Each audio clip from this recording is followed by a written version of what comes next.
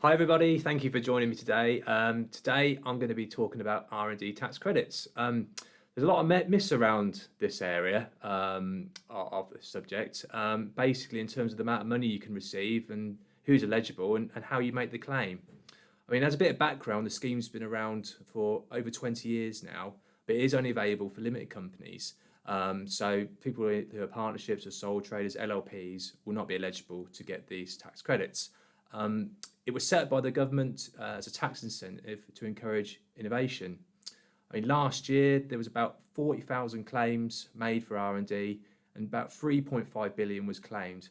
However, there was still potentially about 84 billion worth of tax that companies haven't claimed since the launch, and about 80% of eligible firms haven't been able to benefit from this scheme. So today I've got a client with me who's quite interested to hear a little bit more about this R&D tax credit scheme and what it's all about and whether they will be able to get anything from it. So I believe they've got a few questions, so please fire away. Hi, Matt. Hi there. Firstly, what is R&D tax credit scheme? What is the tax scheme? Well, okay, so as mentioned before, it's the government's created the R&D research development tax credits to reward the companies in the UK that invest in innovation. Basically, it offers a source of income to allow you to develop into these products and helps reduce the company's tax bill. Right. So to claim in these, it will either provide a reduction, as I mentioned before, in your corporation tax bill, or you can receive direct cash. Oh, okay. So who is eligible for it and how would I qualify?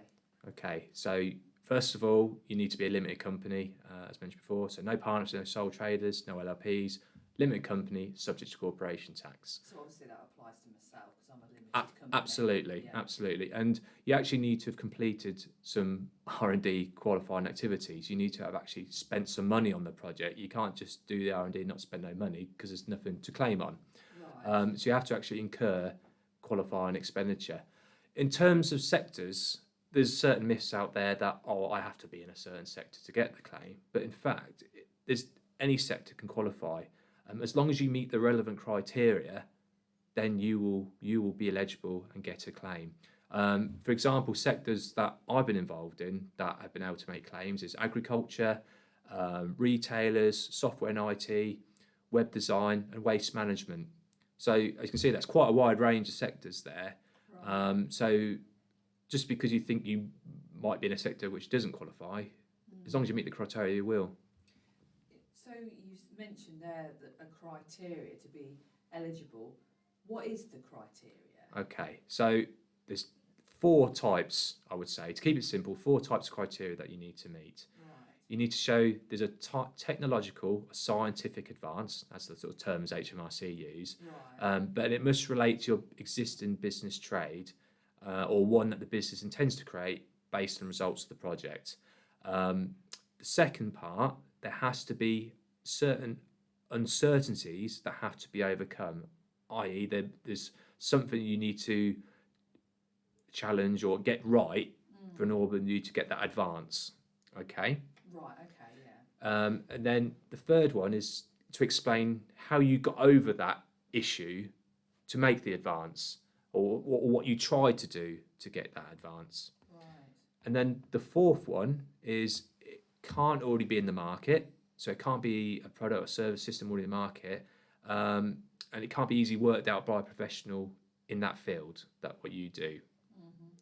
And in addition to that, it can relate to a product, service, or process, and it doesn't have to be successful to qualify. So even if it's a failed attempt, you can still get your claim as long as you meet the criteria.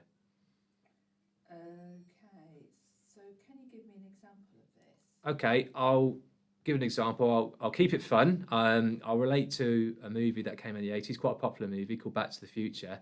Time machine. So that's an advance because no one's made time travel possible. What was the thing that was stopping you to make time travel? Well, there was just nothing there, is it? How do you go backwards and forwards into time? So what did Doc Brown do to overcome this? He invented the flux capacitor. Oh, which, as we all know, makes time travel possible. Um, and basically, it wasn't worked out by a professional field, and there would have been loads of paperwork to determine other people have been trying to do that and failed. So that's quite a fun way to kind of hopefully understand how an R&D tax credit criteria would work. Yeah, that actually makes more sense. So how much can I save from this?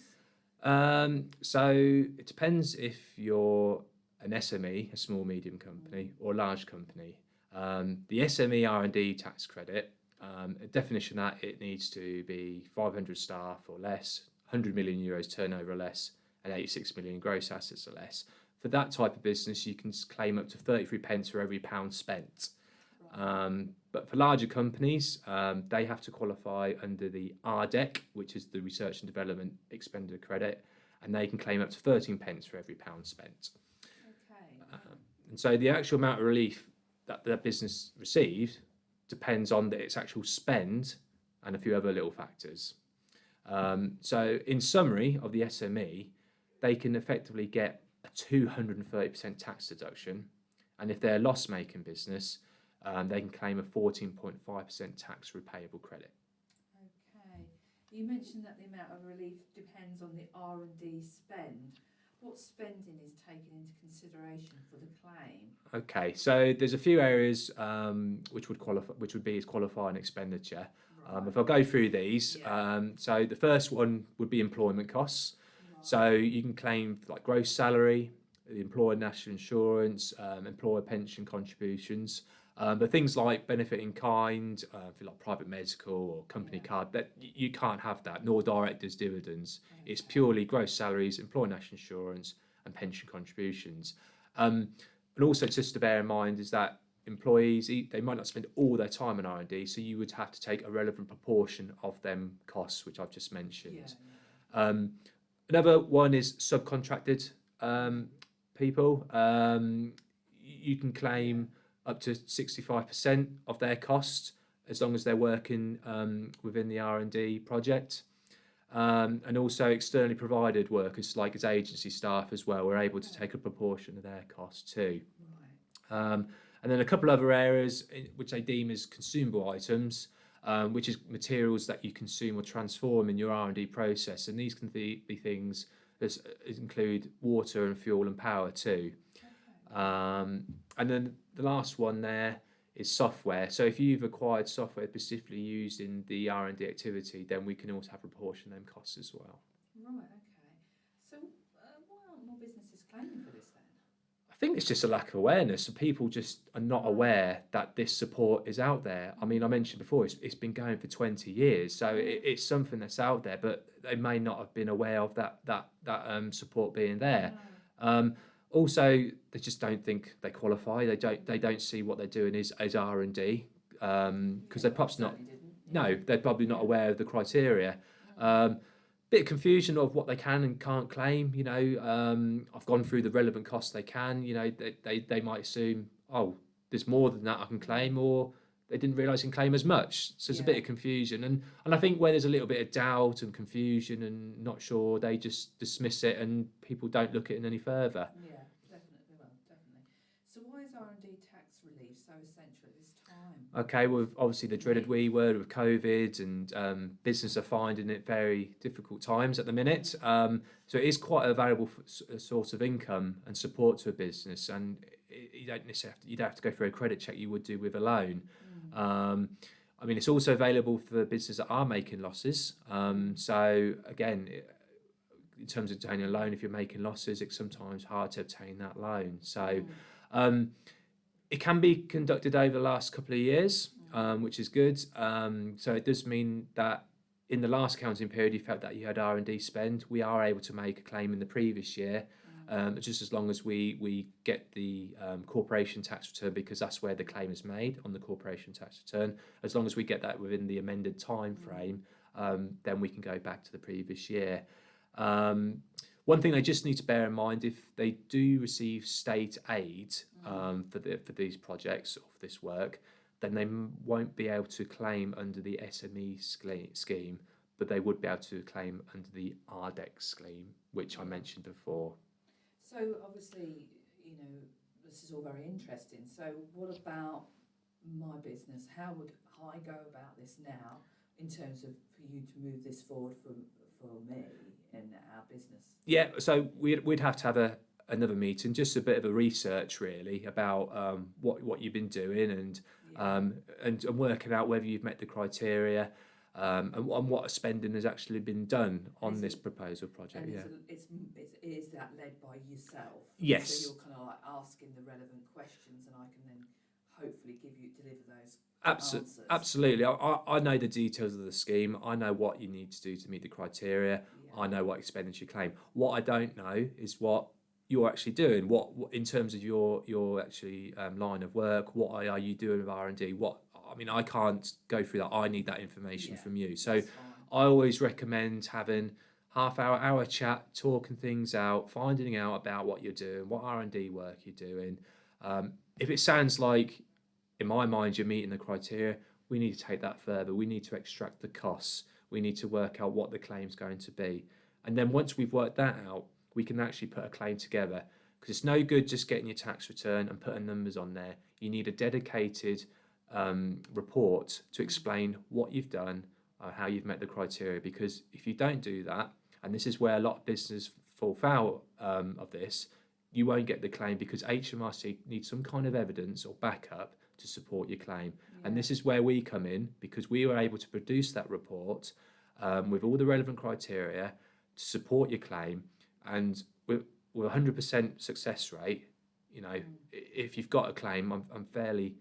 If in terms of saying, we go down the road of you looking at this, we have a separate meeting, Matt, what are the costs to me? Obviously I'm interested in acquiring some extra money from this scheme. However, I don't want to be landed with a huge additional accountancy fee. Sure. What happens with that? Do you have some sort of pricing structure in place? Yeah, we tend to agree a percentage of the tax benefit of that. So like I say, we don't rack up loads of fees. It's straight out there from the beginning of the work. It's a percentage of your benefit. That's what we take in terms of our fees. So like I say, we're not going to say it's going to cost X amount and it works out something else. You know exactly how much it's going to be from the outset. So everyone's clear exactly what the fee is and exactly what we're going for. Yeah, that's very useful. Thank you. Yeah, Thank you very okay. much. But I think if anyone is interested out there of want any support or know a little bit more, then please feel free to contact me. You can contact me on my landline. It's 01775 711 333, or you can contact me directly on my email, which is matthewstory@morty.co.uk. Hope that's been useful, and thank you very much, and hopefully see you all soon. Thank you.